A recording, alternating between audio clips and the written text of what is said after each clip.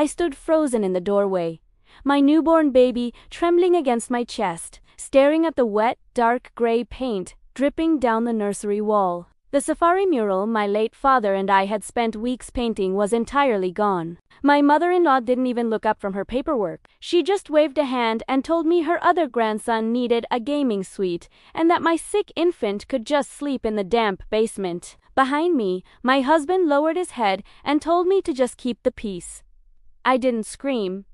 I didn't cry. I just unhooked my house key, dropped it on the table alongside a signed set of divorce papers, and walked out into the dark. I never went back. To see how we rebuilt our lives from nothing and left them in absolute ruin, hit that subscribe button right now.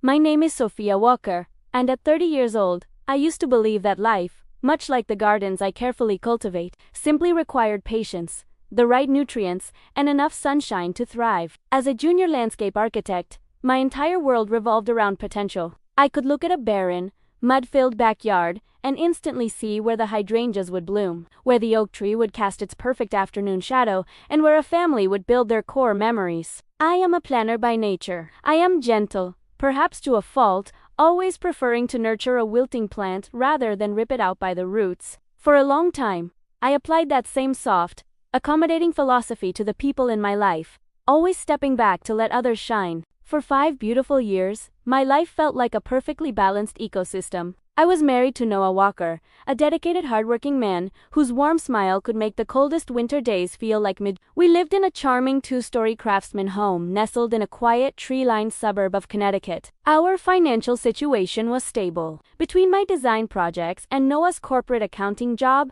we lived comfortably within our means. Our daily routine was a soothing melody of shared responsibilities. We woke up early, brewed coffee together while the morning mist still hung over the lawn, and spent our evenings discussing our dreams on the back porch. I took immense pride in our home, infusing every corner of it with warmth, soft textures, and vibrant indoor plants that reached toward the windows. The crown jewel of our harmony was our shared dream of starting a family. After 3 long years of quiet prayers, negative tests, and heartbreaking disappointment, a miracle finally took root. The morning the test turned positive, Noah wept tears of pure joy, holding me so tightly against his chest that I could feel the frantic, happy beat of his heart. It felt as though all our patience had finally culminated in the ultimate blossom. As my belly grew, so did the sense of peace within our walls. Noah was incredibly attentive, checking on me constantly and ensuring I never lifted anything heavier than a teacup. We were a team, a solid unit operating on mutual respect and deep, unwavering affection. The world outside our front door could be chaotic, but inside our craftsman house, everything was safe, predictable, and wrapped in love. I spent my weekends cataloging ideas for the future, imagining the sound of tiny footsteps echoing across our polished hardwood floors. I truly believed that I had built an impenetrable fortress of happiness, a sanctuary where my child would grow up knowing nothing but security. I was surrounded by growth, love, and a husband who seemed entirely devoted to our future. I felt like the luckiest woman alive, completely blind to the fact that even the most beautiful gardens can be secretly choked by weeds from the outside, waiting for the perfect moment to block out the light. As the weeks rolled into my second trimester, our comfortable routine deepened into a profound, golden tranquility. My mornings began with a gentle flutter in my womb, a sweet reminder that I was no longer walking through life alone. Everything in our household seemed to bend toward the arrival of our child. Noah was a beacon of warmth, spent his Saturdays assembling a crib, and rubbed lavender oil onto my lower back whenever the weight of the pregnancy grew too heavy. We were living in a blissful bubble, entirely consumed by the beautiful anticipation of becoming parents. During this peaceful interlude, I poured all my professional passion and maternal love into a single room at the end of the hallway, the nursery. It was a spacious, sun-drenched room with a large bay window that overlooked our backyard willow tree. For me, this wasn't just a home renovation project. It was a sacred sanctuary. I spent hours standing in that room, visualizing the life we were about to create. Together with my father, just 2 months before his sudden passing, I had designed a custom natural safari theme. My father had possessed a masterful hand with woodwork, and together we had crafted intricate, floating wooden shelves shaped like clouds. But the true heart of the room was the mural. Hand-painted by my father and me, it featured a gentle mother elephant guiding her calf under a soft, watercolor canopy of acacia trees. Every brushstroke held his laughter, his advice, and his blessing for his future grandchild. It was a living piece of my father's memory, a tangible bridge between the generations. Our interactions with Noah's family during this period felt standard, if a bit distant. My mother-in-law, Margaret Walker, was a woman of sharp elegance and rigid expectations. She lived only 15 minutes away and prided herself on maintaining a flawless public image. To me, she was always polite, though her kindness often felt like a neatly pressed suit, perfectly structured but entirely devoid of real warmth. She was deeply invested in her daughter Chloe's life, frequently boasting about her eldest grandson, Leo, whom she practically worshipped. I accepted this dynamic, choosing to focus on the peaceful harmony of my own household. When Margaret visited us to see the progress of the house, I proudly opened the door to the nursery, expecting a shared moment of maternal joy. Margaret stepped into the sunlit room, her heels clicking sharply against the hardwood floor. She didn't look at the mural. Instead, she walked straight to the bay window, running a manicured finger along the sill. Her eyes scanned the perimeter of the large room, measuring its dimensions with a cold, analytical gaze. She turned to me, her lips tight. "It certainly is a massive space," she remarked, her voice dripping with an unreadable undercurrent. "A bit excessive for a newborn who won't even understand the concept of a bedroom for years, don't you think, Sophia? A smaller, cozier room down the hall would have been far more practical." I brushed the comment off with a polite smile, attributing it to her generational differences. I had no idea that her calculating eyes weren't just criticizing my design, they were claiming the territory. The true chilling nature of that look didn't reveal itself until 2 months later, right at the beginning of my 34th week of pregnancy.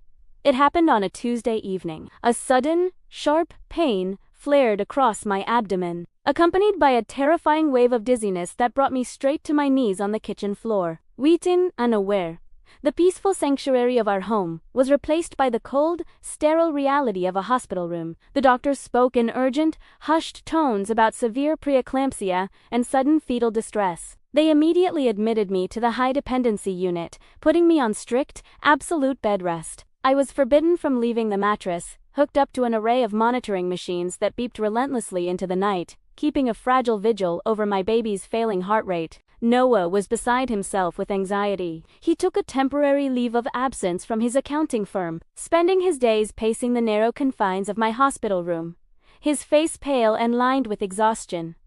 The burden on his shoulders was immense. He was balancing medical consultations, insurance paperwork, and the overwhelming fear of losing both his wife and his child. Seeing his distress, I tried to stay strong, clamping down on my own terror for his sake. It was on our 5th night in the hospital that Margaret made her entrance, breezing into the room with a basket of expensive fruits and an air of supreme authority. She took one look at her son's sunken eyes and immediately assumed control of the narrative, bypassing me entirely to address him. "Noah, sweetheart, you look absolutely ragged."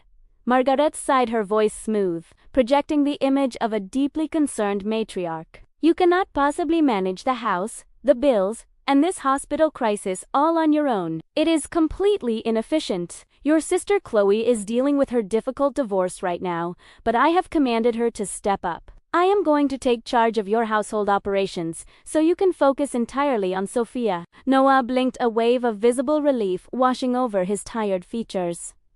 "Mom, are you sure? I haven't even had time to do the laundry or clear out the kitchen fridge." Margaret patted his hand with a sharp, decisive nod. "Consider it done. In fact, give me your spare house key. Noah, I will personally go over there every afternoon, manage the mail, deep clean the rooms, and ensure everything is immaculate for when the baby finally arrives." I watched this exchange from my pillows, a heavy, unexplainable dread sinking like a stone into the pit of my stomach. My fingers instinctively tightened around the hospital bedsheet, the fabric bunching hard in my fist. Margaret's sudden burst of helpfulness felt wrong.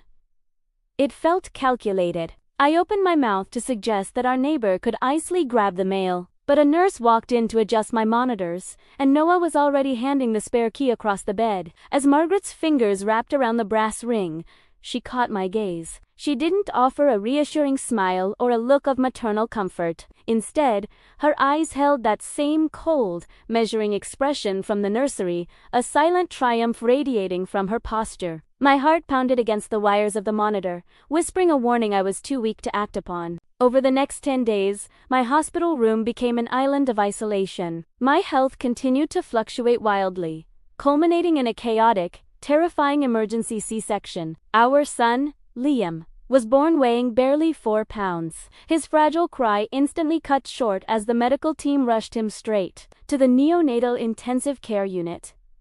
I was left in the recovery ward, my body aching and my mind fractured with worry, unable to even hold my child. Noah was a ghost of himself, running back and forth between my bedside and the incubator down the hall. Everything outside of Liam's survival simply ceased to exist for us. The first crack in our reality appeared on a quiet Thursday afternoon, 12 days after my admission. Noah had fallen asleep in the plastic visitor's chair, his head resting heavily against the wall. To pass the agonizing hours, I picked up my smartphone, aimlessly scrolling through apps until my thumb hovered over the home security application. Months ago, we had installed a small Moshada camera in the living room to keep an eye on our golden retriever while we were at work. I had completely forgotten it was active. Activating the live feed, the screen flickered, revealing the familiar layout of our entryway. But the scene unfolding on my screen was entirely unfamiliar. The front door was propped wide open. Margaret stood on our porch,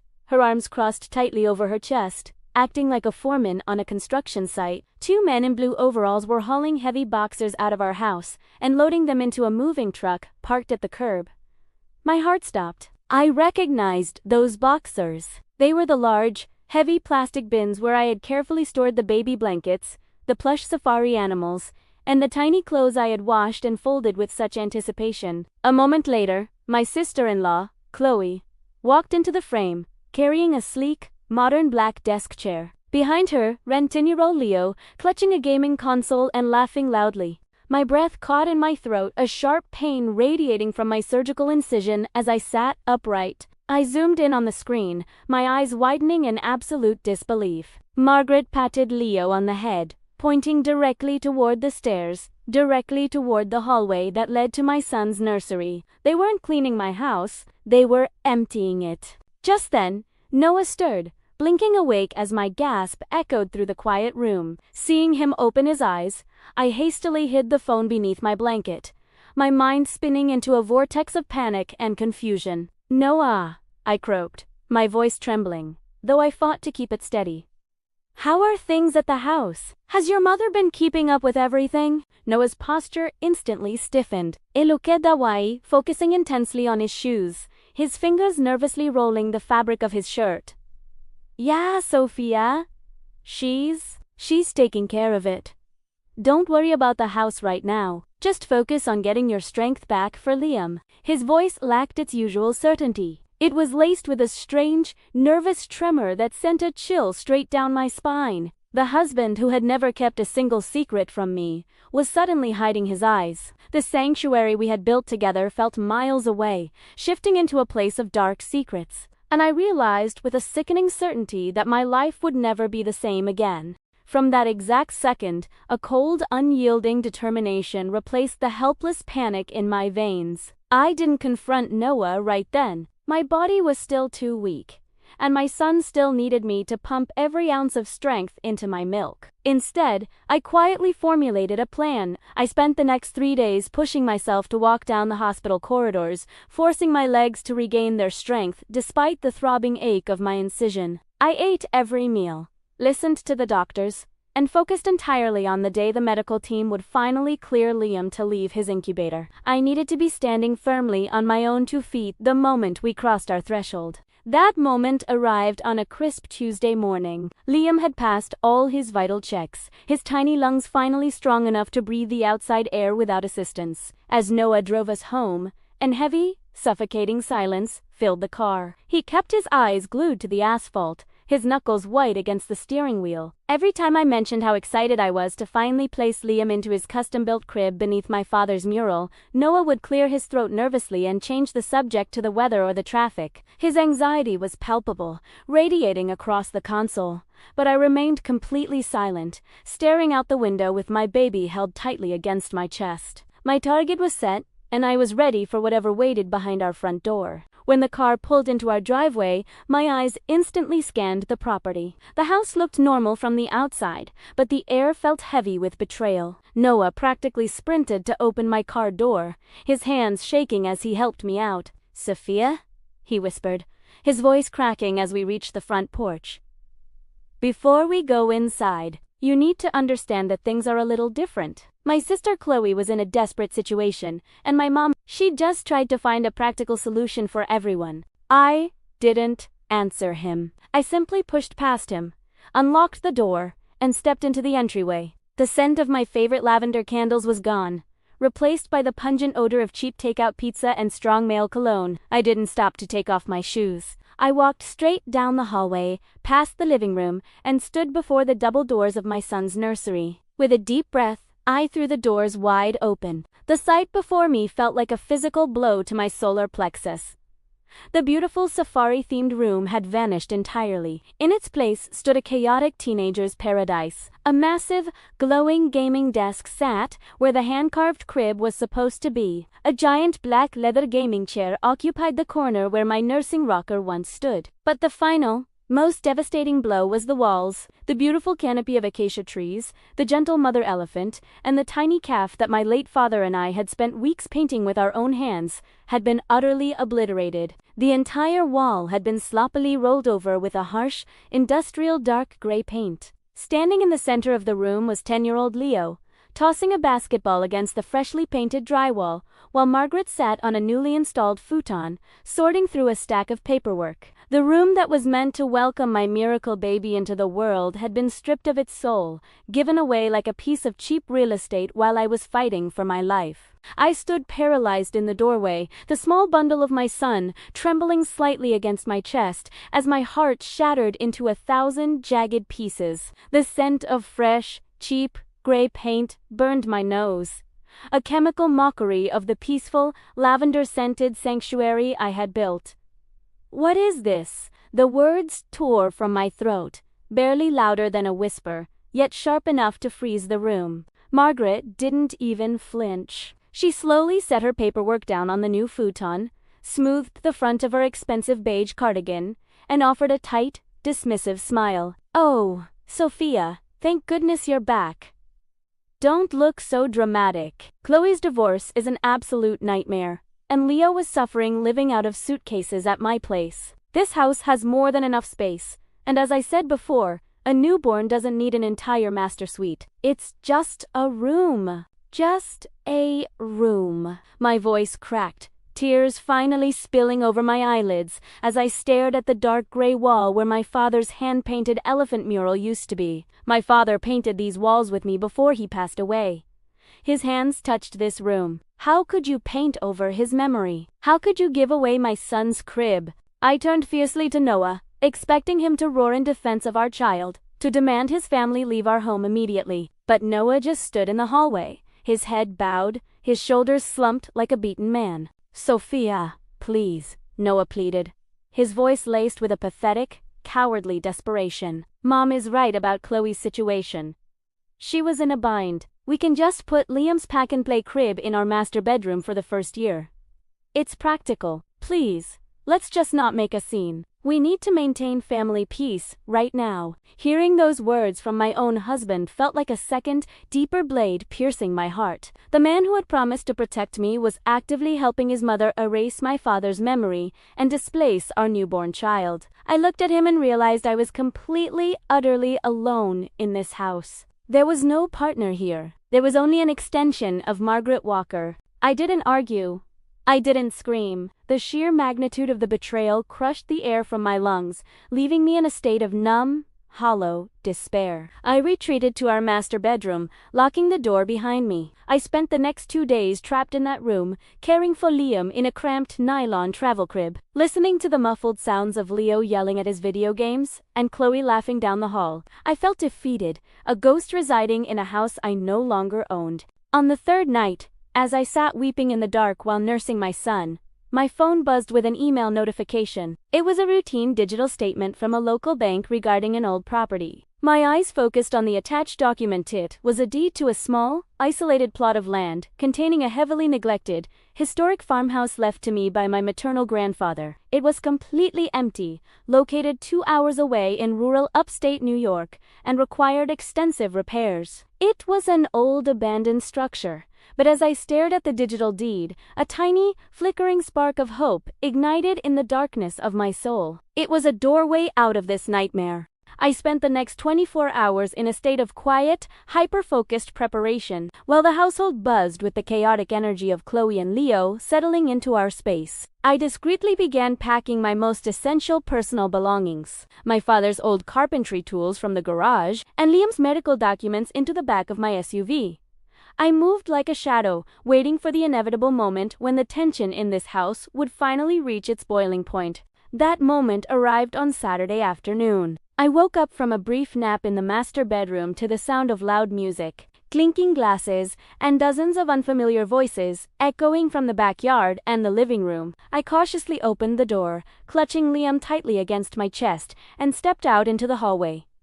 The house was packed with people. Margaret had organized a massive, lavish housewarming party not to celebrate the miracle of her new grandson Liam surviving the intensive care unit, but to welcome Chloe and Leo into their beautiful new home. Margaret stood in the center of the living room, surrounded by her wealthy socialite friends, holding a glass of sparkling cider. Yes, we simply had to reconfigure the living arrangements, Margaret boasted loudly, her voice carrying over the crowd. Family must always support one another. And, frankly, this large room was being completely wasted on a tiny infant who doesn't know any better.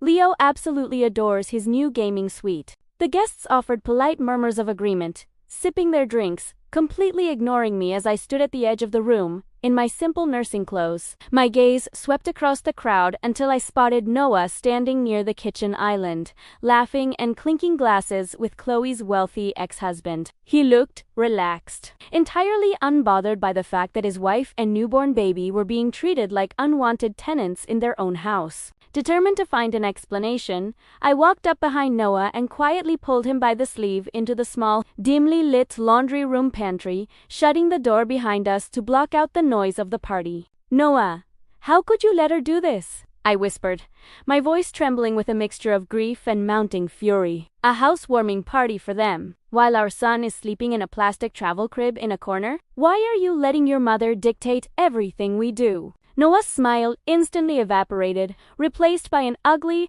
defensive sneer I had never seen on his face before. He threw his hands up in frustration. "Sophia, drop it already? You want to know why? Because my mother just cut a check for $50,000 to save my accounting firm from bankruptcy last week. She paid off our debts while you were asleep in that hospital bed. This house belongs to her money now. If she wants to give that room to Leo, she has every right to do so, and you are going to smile and be grateful." The words struck me with the force of a physical blow. The final puzzle piece snapped into place. The plot twist was a devastating truth.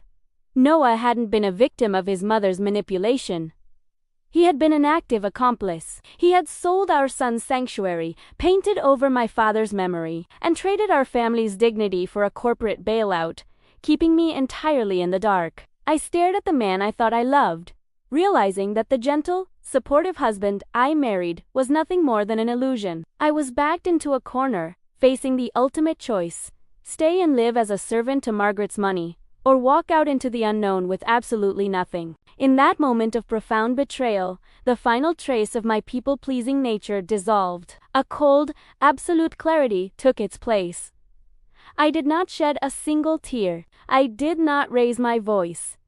I simply looked at Noah, seeing him clearly for the very first time not as my protector, but as a stranger who had traded his own son's sanctuary for a financial safety net. "I understand now," Primera sighed softly, my voice carrying a calm, chilling stillness that instantly cut through his defensive anger. I turned away from him, opened the pantry door, and walked straight into the crowded living room. Noah scrambled after me, his face suddenly turning pale as he realized he had lost control of the narrative. I walked directly to the center of the room, stopping right in front of Margaret, who was mid-sentence, laughing with her wealthy friends. The room gradually fell silent as the guests noticed the intense, unwavering posture of the mother holding her newborn baby. Margaret blinked, her eyes narrowing as she looked at me. "Sophia, dear, what is the meaning of this? We are in the middle of a celebration." "We certainly are," I said, my voice echoing clearly through the high ceilings of the house. I reached into my sweater pocket and pulled out 2 items.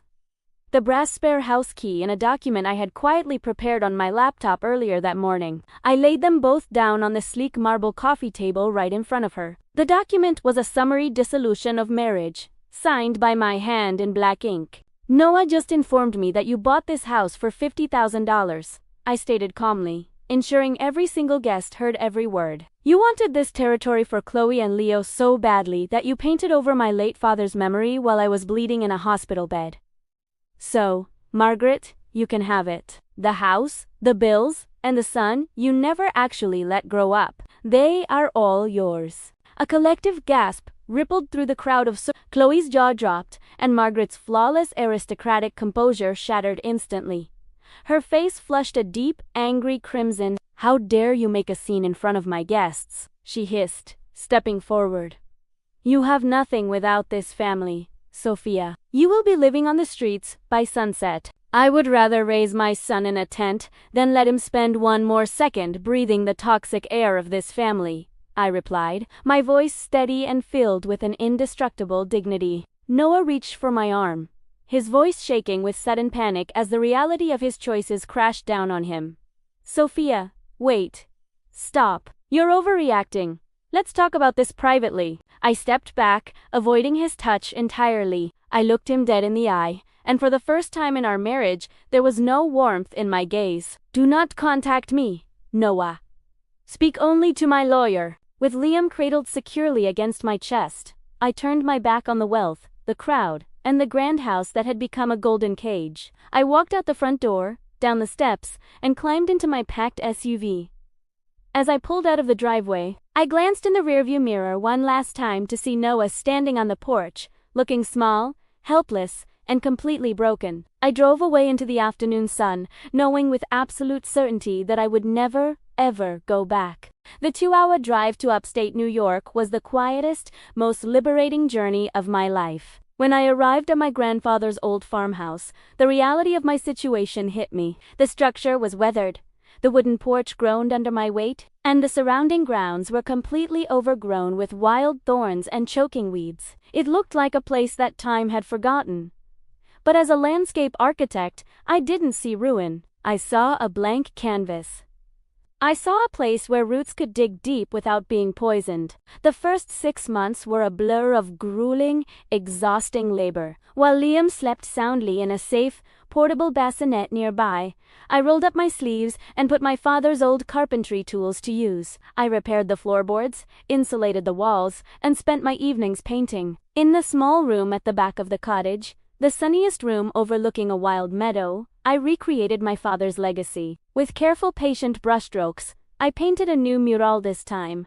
It was a majestic, soaring falcon guiding its fledgling through a beautiful sunrise. It was a symbol of our escape, our freedom, and our strength. I channeled all my grief, betrayal, and maternal instinct into transforming that property. I redesigned the exterior, creating a breathtaking, sustainable cottage garden filled with native wildflowers, structured stone pathways, and a stunning wooden veranda. To document my journey of healing and to attract local freelance clients, I began posting short videos of the renovation process on social media under the title, The Sovereign Haven. To my utter astonishment, my story resonated deeply with millions of people worldwide. Women from all corners of the globe cheered for my independence, and within a year, my videos went viral. The farmhouse became a showcase of my design capabilities, transforming my small freelance project into a highly successful boutique landscape and interior design firm. I was flooded with high-paying clients who wanted me to bring that same sense of soulful sanctuary into their own homes. While my life flourished in the fertile soil of independence, the ecosystem I left behind completely collapsed under the weight of its own greed. Because I was no longer contributing my income to the joint mortgage, Noah quickly found himself underwater. The $50,000 Margaret had provided was merely a temporary patch for his failing firm, and within 14 months, his business went completely bankrupt. Without my financial partnership, he could no longer afford the hefty monthly payments on our old craftsman home. Margaret's arrogance backfired spectacularly. She was forced to sell her own elegant property to cover her son's massive debts and legal fees, ultimately forcing her, Chloe, Leo, and Noah to cram into a small, rented 3-bedroom townhouse on the outskirts of the city. The grand dynasty she had tried to protect was reduced to a cramped house full of resentment, where they spent their days blaming one another for their ruin. They had stolen a single room from my baby, and in their blind selfishness, they ended up losing everything. I had achieved total financial and emotional freedom, proving that the best form of justice wasn't revenge, it was living a life so beautifully authentic that their toxicity could never touch it again. Today, as the golden afternoon sun filters through the clean glass of the bay window, I watch my son, Liam, who is now a thriving, laughing toddler. He is chasing a colorful butterfly through the lush, lavender-bordered paths of our backyard garden. His giggles echo across the open meadow, a sound so pure and joyful that it completely washes away the lingering echoes of the past. Looking at him now, vibrant and completely secure in the world we have built, I realize that the storm we endured only served to anchor our roots deeper into the ground.